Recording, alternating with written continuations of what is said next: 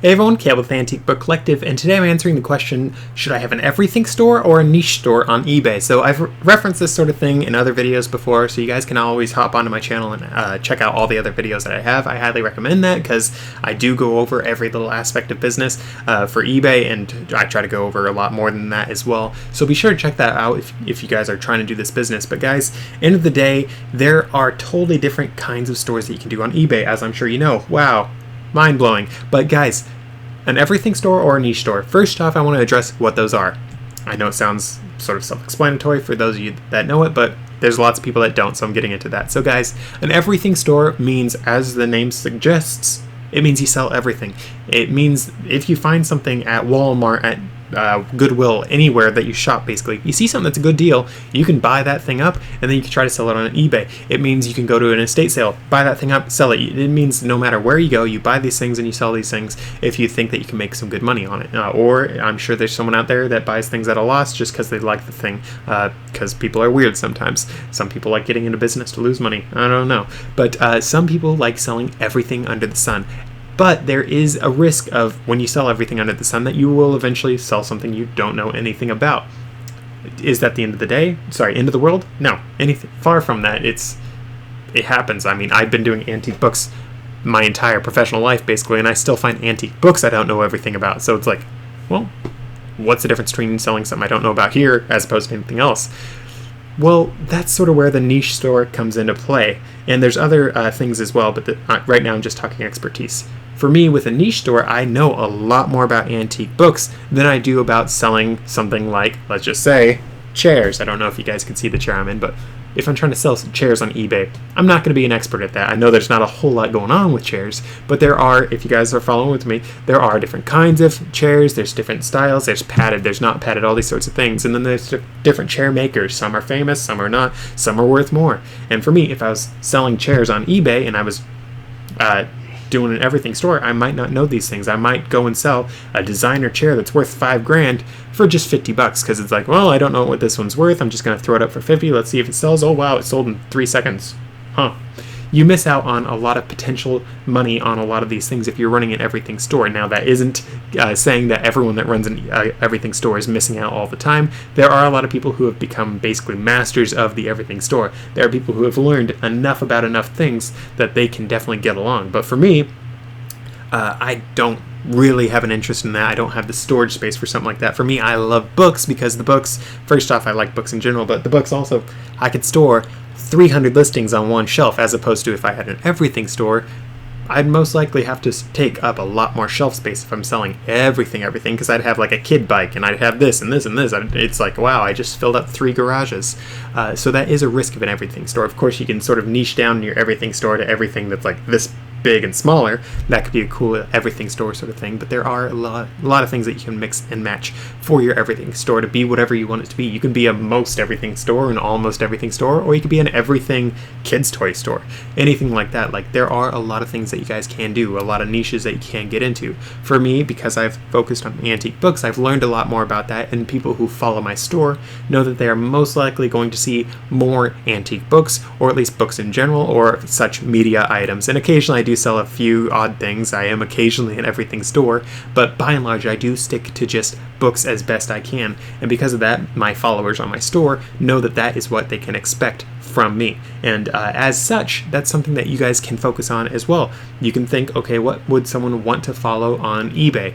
Do they want to follow a niche store, or do they want to follow an everything store? And right off the bat, I'm going to say people follow both kinds of stores, but it basically depends on what you personally want to have as a person following you. I mean, when it comes down to it, the internet's a great thing because people can actually sort of like self-organize themselves into your following. They can be like, oh, this person's selling this, I will follow them. And you can sort of decide what kind of person you want to have following you. If you want people who are buying $3,000 books, you can sell just $3,000 books and they will eventually start following you and they'll keep buying from you. That's something that's really nice. Whereas everything stores, what are the odds of someone coming back and buying another thing from you? Well, someone only buys one ladder in their lifetime, or if you do a lot of work around your house, you might buy a few ladders. But if you're an everything store, not just a niche store that only sells ladders, they might see that, oh, you're selling this one dishwasher part I need, I'll buy that from you too. I remember you were a good company that I bought from, so yeah, I'll totally buy from you again. So there are pros and cons to having an everything store. Whereas for me, with a niche store, you're only going to buy one copy of the antique book that you've wanted your whole life. You don't need 5. So for me, there are a lot of books that I actually have a couple of copies of. But I think over all my years of doing that, I think I've only had customers talk about or buy maybe 6 books where I had multiple copies and they bought every single copy I had in store. By and large, people don't do that. The only times I have that happen...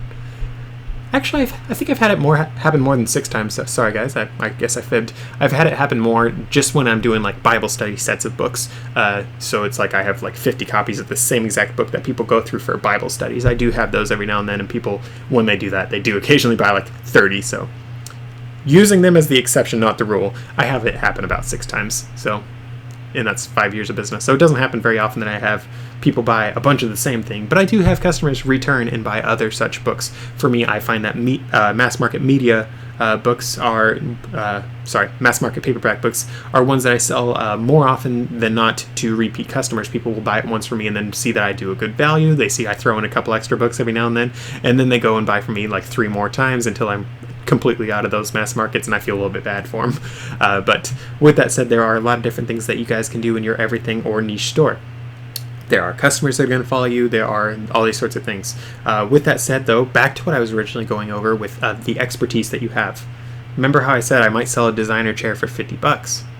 That's one of the nice things about when you're doing a niche store, or if you're really good at an everything store, you can know what a book is worth, or an item, or whatever you're selling. You'll know what it's worth because you've sold so many other things like it in the past. So, of course, you can always, and I recommend you do this honestly, you can look it up on eBay and see what the item is selling for.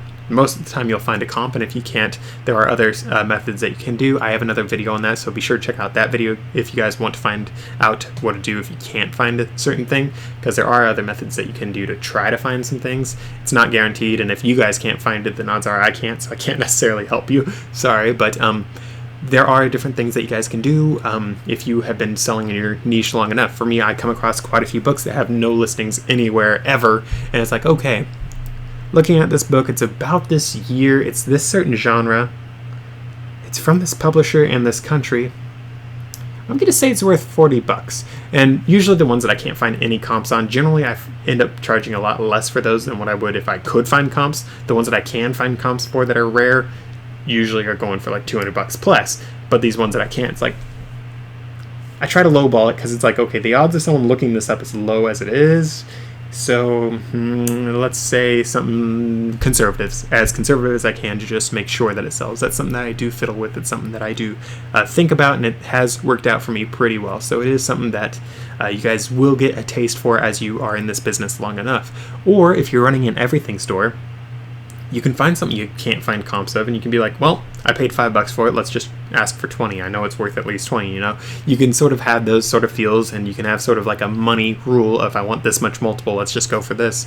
And it can definitely serve you in the long run. So with that said, I don't actually have an answer for it, should you have an everything store or a niche store, because it really depends on what you want to do, what you want to learn, what you're capable of learning, and more importantly, what you can actually source around you. There are some people who cannot find antique books around them to do an antique bookstore. For me, I have lots of antique books that I can get to because I live in a more populous area. I live outside of Portland, so I can access all the Portland metro area to the east side. I don't go west of, I live in Gresham, which is outside of Portland. I don't go west of Gresham because there's a lot of other resellers in Portland. It's not safe in Portland, a bunch of other reasons like that, and they charge an arm, a leg, and a kidney to buy these books. It's crazy, but when you get out towards my side and past, it's more like 50 cents a book to $2 a book, which is very affordable for me. I get a good turnaround. I make some good money.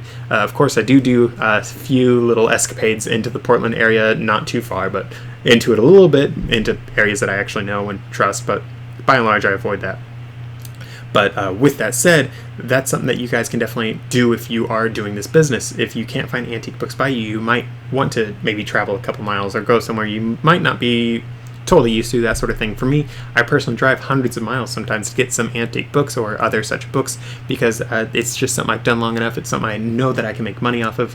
I have never had a trip where I've driven all the way out anywhere where I have not actually made a profit or at least broken even for it. In fact, I've never had just a break even. I've always generated a profit on every single book buying trip that I've ever been on. So as such, that's something that you guys can definitely do. It's not something that's guaranteed to happen though. You're not guaranteed to make a profit on every trip. The only reason why I am able to do that is because I do my homework ahead of time, and I do have a video, guys, on how I do my homework ahead of time and how I recommend that you guys do that. So with that said, be sure to do that. Long story short though, guys, again, it's up to you guys what you want to do for your store. If you want to learn a little bit about everything, and a lot of people do like learning just a smidgen about everything, or not even learning their business whatsoever, they can just scan the things with their phone or a barcode scanner, see what it's worth, see what they can sell on eBay. That's really quick, lickety split. You can get in and out, and there's not really an art form to it. Or you can niche down and make it a true art form where it's like, well, yeah, I know everything about this antique book, you know, this publisher, da da da da. I've had some people, guys, in my entire time of doing this business, I've had some people be like, oh, so this is from that one publisher, and they do this and this and this, and did you know this part of their story, and da da da da. There's some people that are so passionate about it that they know everything about a specific publisher that was around in like 1880 to 1910, and then they stopped. It's like, why is that something you know off the top of your head? I mean, I'm impressed, but I'm also a little worried. Like, are you a vampire? Were you part of this company at some point? That's really weird. So that is something that you will eventually do if you get too much of a niche store. You will dig in a huge way into your particular industry. For me, I know a lot more about antique books than the average person probably does, hence why I started a YouTube channel. Whoa, wait, I have a YouTube channel? What? I'm kidding. I know I have one. But, and if you guys just found me, you should subscribe and drop a like and all that sort of stuff. I'm kidding.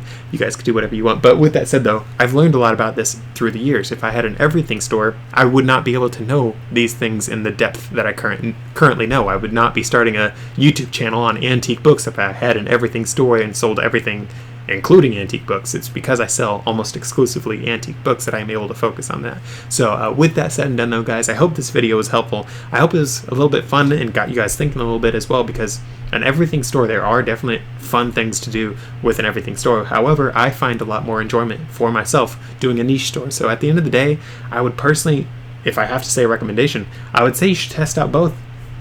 Let's face it, sometimes you got to test out, see what you like. For me, I love the niche store side of things. I did try selling everything, as I already mentioned several times. I did try doing this and this and this. But the niche antique book store, I mean, it's just like so fulfilling for me. I love finding these pieces of history and saving them from the dump, because a lot of these things are going to get thrown in the dump otherwise. So it's fun to be like, yes, I saved that book and that book and that book, and this one here, I saved it, but I also made $3,000 off of it. It's like, wow, this is cool, this is fun, I mean, it's a really great experience for me. That's why I personally recommend people do niche store. That's why for me on this YouTube channel, I talk about antique books. That's my main focus. I do talk about a couple other things too, but I try to push people towards antique books as, like, if you're brand new, that's where I'm going to push you, because the profits are pretty high. It's a great return on investment. Of course, you can't always find an antique book on your first trip, but it's really a big thrill of the hunt sort of thing. It's really fulfilling when you are, like for me, I live in America. Guys, if you're from Europe, you know that all the stuff you have over there is older than dirt. For me, I live not just in America, but on the West Coast. When I see a building that's from 1940, I'm like, wow, that's a really old building. If you're from Europe, you know that's a joke. If you're from the East Coast, you know that's a joke. You're like, 1940? That's when my grandma was born. That's not old. And for me, it's like, that's old. That's like the oldest thing I've ever come across. And then when I started this business, it's like, wow, look at this. This book's from the 1800s. Look, this one's from 1856. This is the oldest one I ever had. And now my oldest book that I've ever come across is 1744. That's the oldest one I've ever gotten. And I'm still all sorts of thrilled about that. But if you guys do this business long enough, you can find these amazing pieces, and you can sort of like set your personal bests. You can be like, this is the most profitable, this is the oldest, this is this, this is this. I actually learned this about this one. There's a lot of nerding out that you can do, and a lot of challenging of yourself that you can do if you do a niche store. It's really fun, and that's why I recommend new people get into that. Yeah, there is a little bit of a risk if you're not going to find an antique book, but if you guys do what I recommend, you'll end up looking up basically every single book in a store with your eBay app. You'll look everything up, and you'll be able to see what makes money and what doesn't. And guys, I've had like all of like 5 stores I've walked into and walked out without buying something. I usually find something that at least makes me some money. So with that said though, guys, please keep that in mind when you guys are shopping around. I hope this video was helpful. If it was, again, drop a like. Be sure to check out one of my other videos as well, and I'll see you guys in the next one.